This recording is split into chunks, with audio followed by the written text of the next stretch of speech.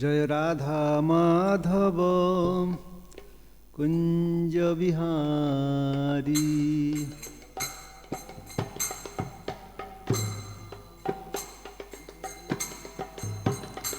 जय राधा माधव कुंज बिहारी।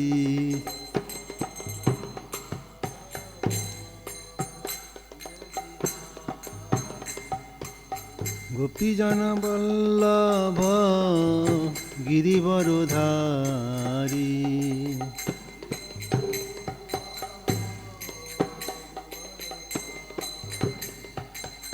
यशोदानंदन व्रज जनरंजन यशोमतिरवनचारी।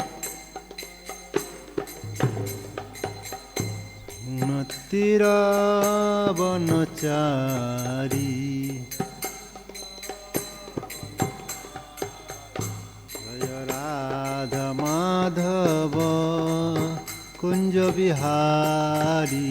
जय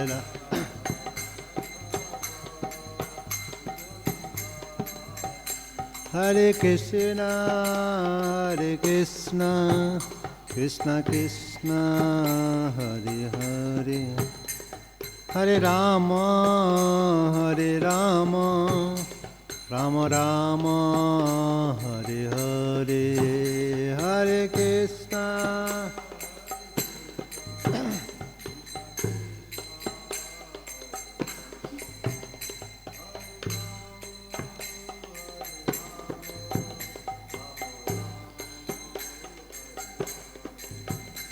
जय राधा माधव सुंदर राधा माधव सुंदर राधे।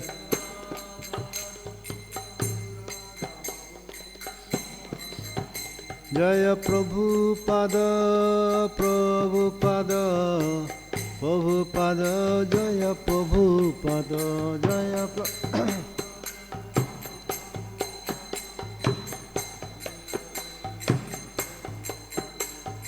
निताय गौर हरि बोल हरि बोल हरि बोल हरि बोल निताय गौर हरि बोल।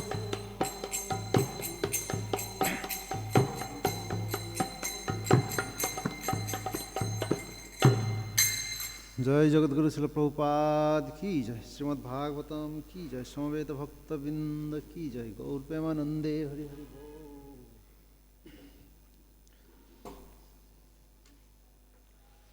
ओम अज्ञानतिमिरान्धस्य ज्ञानाञ्जनशलाकया चक्षुरुन्मीलितं येन तस्मै श्रीगुरवे नमः। श्रीचैतन्यमनोभीष्टं स्थापितं येन भूतले स्वयं रूप कदा मह्यं ददाति स्वपदान्तिकं। वन्देऽहं श्रीगुरौ श्रीयुतपदकमलं श्रीगुरुन् वैष्णवांश्च। श्रीरूपं साग्रजातं सहगण रघुनाथान्वितं तं सजीवं साद्वैतं सावधूतं परिजनसहितं कृष्णचैतन्यदेवं श्रीराधाकृष्णपादान् सहगण ललिता श्रीविशाखान्वितांश्च। नमो विष्णुपादाय कृष्णप्रेष्ठाय भूतले श्रीमते जयपताका स्वामिनिति नामिने।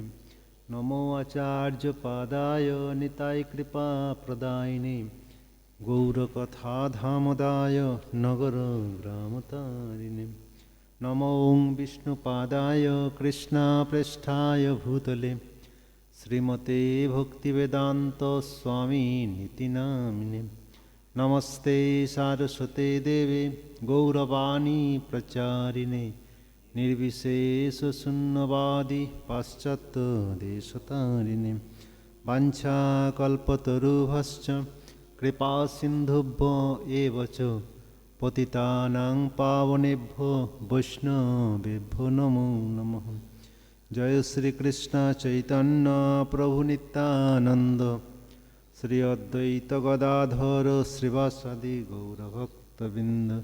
हरे कृष्णा कृष्णा कृष्णा हरे हरे, হরে রাম রাম রাম হরে হরে।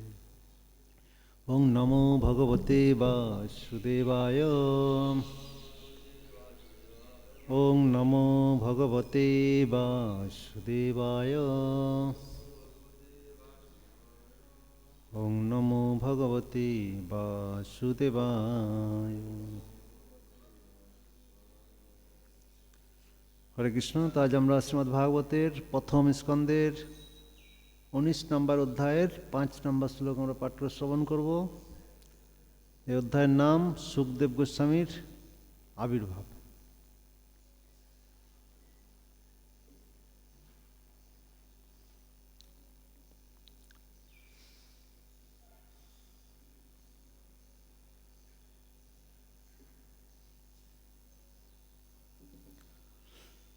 অথো বিহায় ইমম অমুম চ লোকম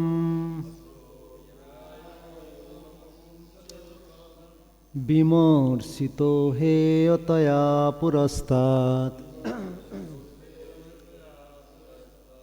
কৃষ্ণাঙ্ঘ্রিসেবাম অধিমান্যমান উপাবিশৎ প্রায়মমর্তনদ্যম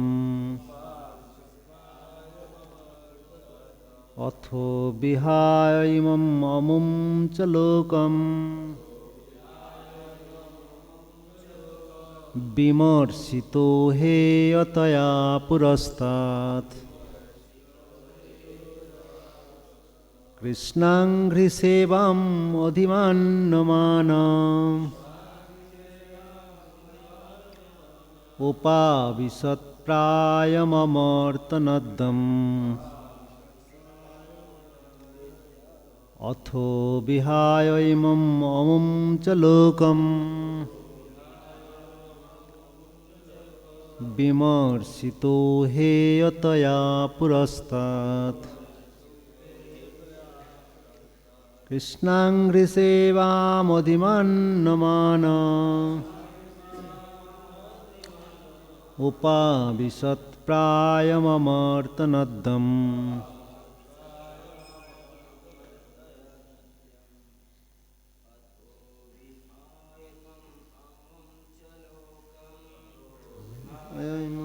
অমুম চ লোকম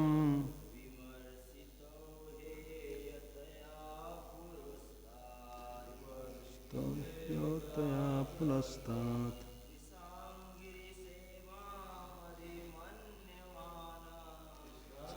সেবামান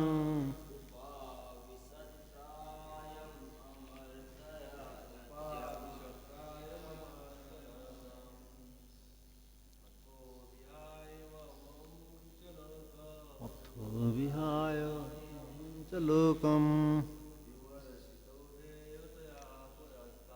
বিমর্ষিতো হেয়তয়া পুরস্তাৎ কৃষ্ণাঙ্ঘ্রিসেবামধিমান্যমান উপাবিশৎ প্রায়মমর্তনদ্যম। হরে কৃষ্ণ। অনুবাদ। শ্রীকৃষ্ণের শ্রীপাদপদ্মের সেবা সর্ববিধ পুরুষার্থের সারথিসাৎ জেনে মহারাজ পরীক্ষিত আত্ম উপলব্ধির অন্য সমস্ত পন্থা পরিত্যাগ করে সেই শ্রীকৃষ্ণের শ্রীপাদপদ্মে তার চিত্ত একাগ্র করার জন্য সুরধ্বনি গঙ্গার তীরে প্রায়োপবেশন করলেন। তাৎপর্য: মহারাজ পরীক্ষিতের মতো ভক্তের কাছে কোনো জড়লোক, এমনকি এই ব্রহ্মাণ্ডের সর্বোচ্চ লোক ব্রহ্মলোকও পরমেশ্বর ভগবান আদিপুরুষ শ্রীকৃষ্ণের ধাম গোলক বৃন্দাবনের মতো বাঞ্ছনীয় নয়।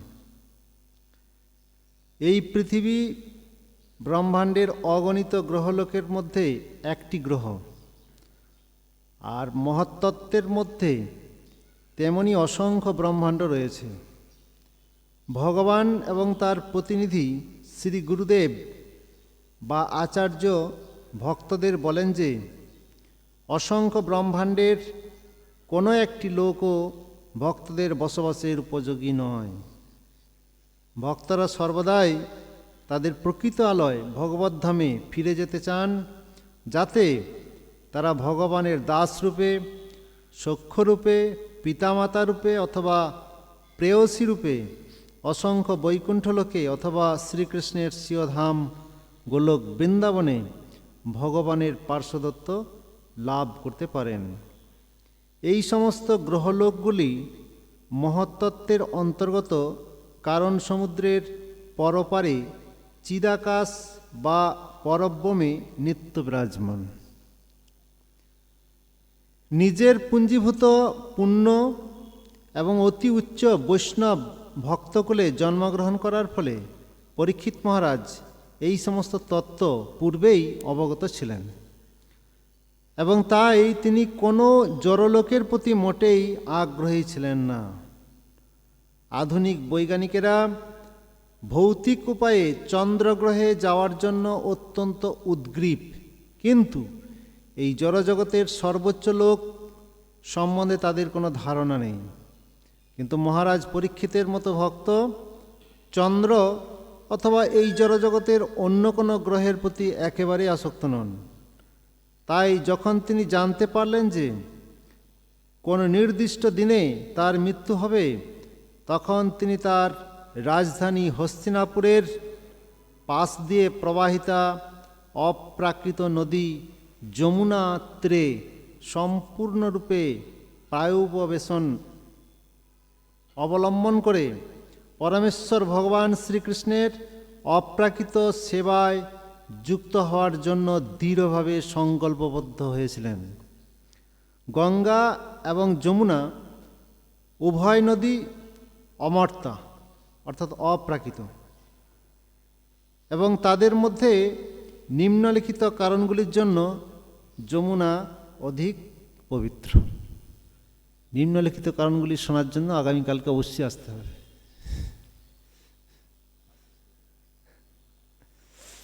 এখানে ছিল প্রভুপাদের সহজ সরল সুন্দর অনুবাদ এবং তাৎপর্য সমাপ্ত। জয় জগৎগুরু ছিল প্রভুপাদ কি জয়।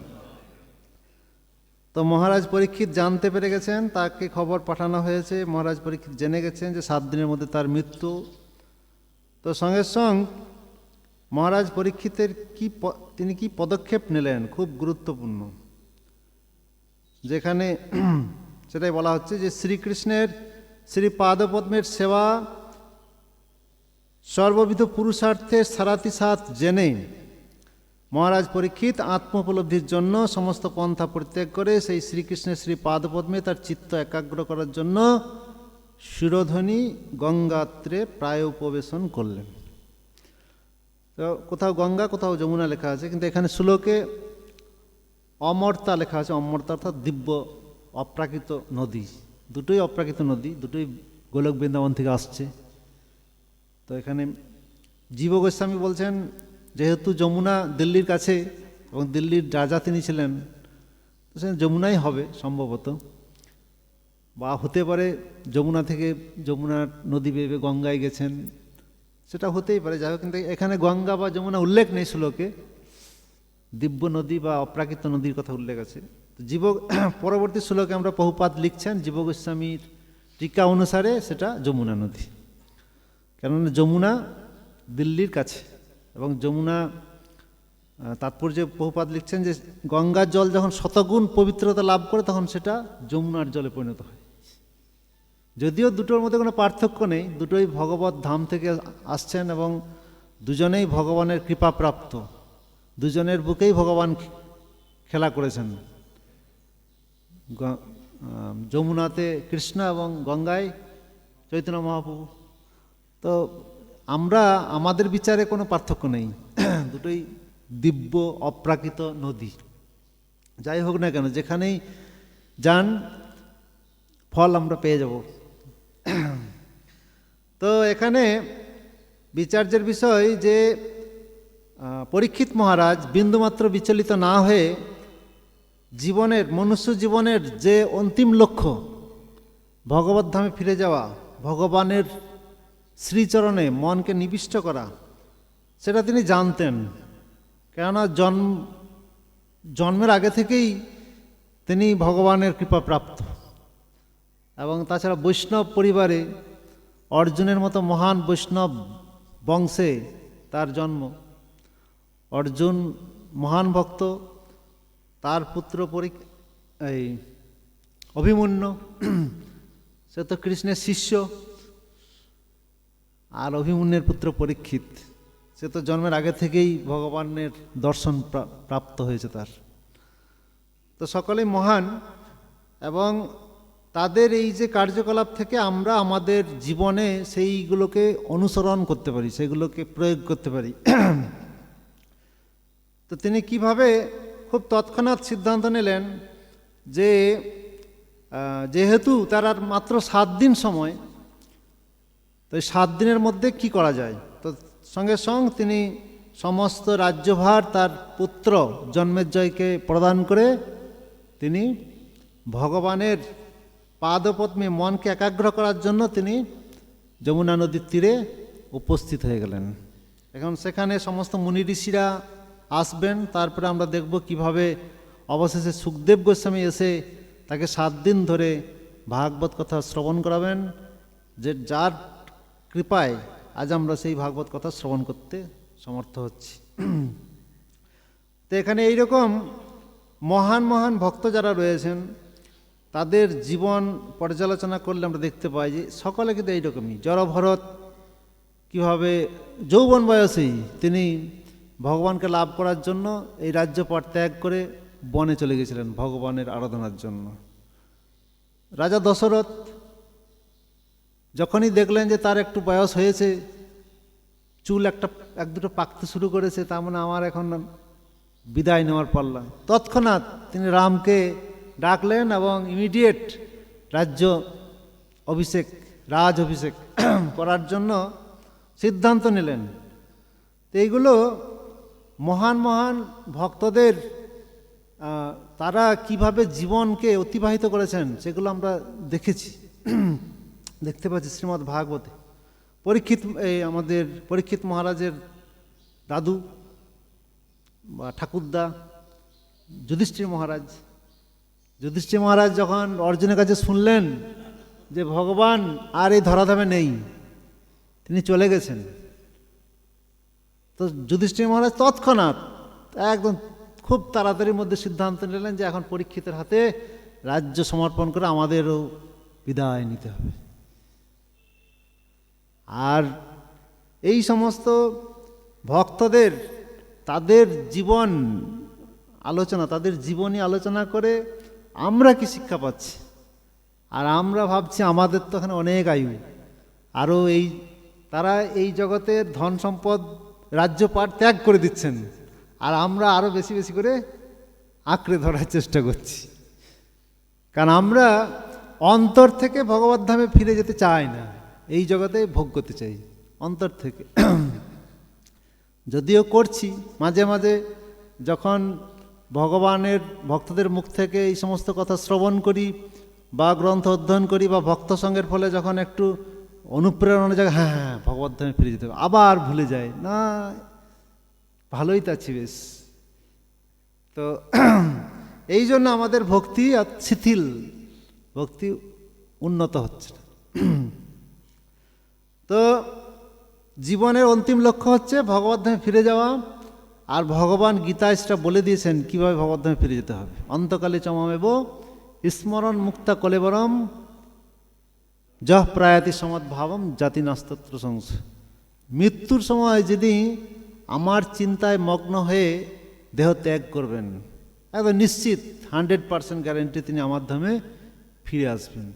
তো সেই সূত্র পরীক্ষিত মহারাজেরও জানা, তো সেই জন্য পরীক্ষিত মহারাজ সেই সূত্র প্রয়োগ করেই তিনি ভগবানের চিন্তায় মগ্ন হওয়ার জন্য সব কিছু ত্যাগ করে যমুনা নদীর তীরে উপস্থিত হলেন। তো এইভাবেই মনুষ্য জীবনে এটাই উদ্দেশ্য। ধর্ম অনুষ্ঠিত পুংসাং বিচক্ষণ কথা সুযোগ ন উৎপাদে যদিরতিং শ্রম এবহি কেবলম। এই মনুষ্য জীবনের যত ধর্মই আমরা পালন করি না কেন, সংসার ধর্ম, এই চতুর্বর্ণ চতুরাশ্রম ধর্ম সুন্দরভাবে পালন করি না কেন?